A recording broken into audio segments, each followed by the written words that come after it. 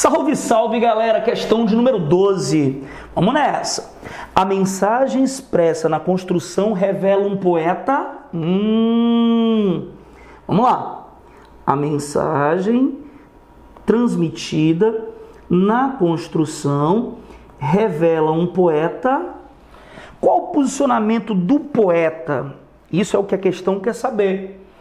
A mensagem que ele expressa, a ideia que ele expressa através do poema, da construção, revela o quê? Revela que pensamento? Observem que o ponto de partida é o contexto de produção. Carlos Drummond de Andrade é um autor moderno, mais precisamente da segunda fase, mais precisamente da poesia de 30. A poética desse autor é uma poética super complexa, tá? E essa complexidade advém do fato de sua poesia ser uma poesia evolutiva. Ou seja, ele foi evoluindo com as fases do modernismo brasileiro.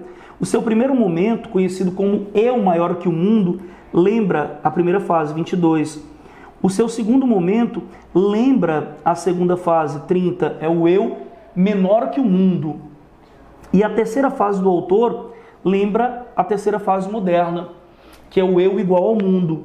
No primeiro momento ele é irreverente, irônico, ridiculariza as práticas passadistas parnasianas, depois ele é comprometido com o social e apresenta um posicionamento político partidário de esquerda. E na terceira fase de sua produção ele tenta equilibrar forma e conteúdo. Vamos ao texto, né? Poema que aconteceu.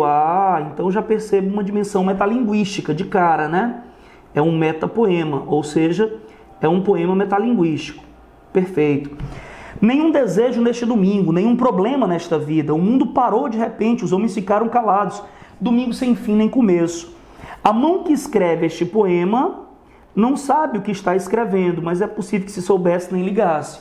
Observem, por favor, que a postura do eu lírico em relação ao fazer poético é uma postura propositadamente descomprometida com a forma. Observe que o poema que fala sobre um domingo chato em que o poema aconteceu. O poema aconteceu significa dizer que foi feito de maneira espontânea. Ou seja, não há por parte do autor nenhuma pretensão. É possível identificar, considerando o contexto de produção, que esse poema ele se filia ao primeiro momento da produção do autor, em que o mais importante era condenar e contestar o perfeccionismo e o beletrismo dos parnasianos. Portanto, quando ele diz que o poema aconteceu, que ele não está nem aí para o processo de escrita, isso evidencia que ele tem sim um compromisso com uma ideologia poética, que é a ideologia da primeira fase moderna, que condena o perfeccionismo, o metodismo, a obsessão pela forma dos autores parnasianos. Então revela o poeta alheio ao beletrismo, perfeito. Ou seja, indiferente, ou seja, crítico em relação à prática literária parnasiana. Engajado e panfletário, jamais. Não existe posicionamento crítico nem político partidário. Indiferente quanto aos rumos da poética nacional, jamais.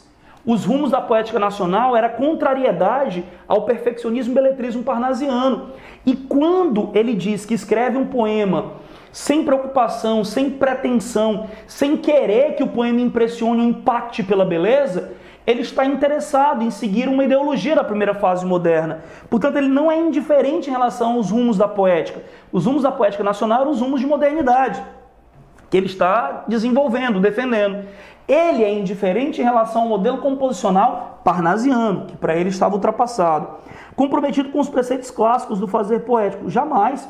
Os preceitos clássicos são de rigor formal, e ele preza aqui propositadamente pela liberdade.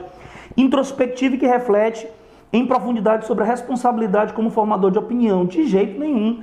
De maneira completamente despretensiosa, o que ele faz é mostrar ou revelar que o fazer poético pode ser feito de maneira espontânea. A resposta, portanto, letra A. Valeu, galera!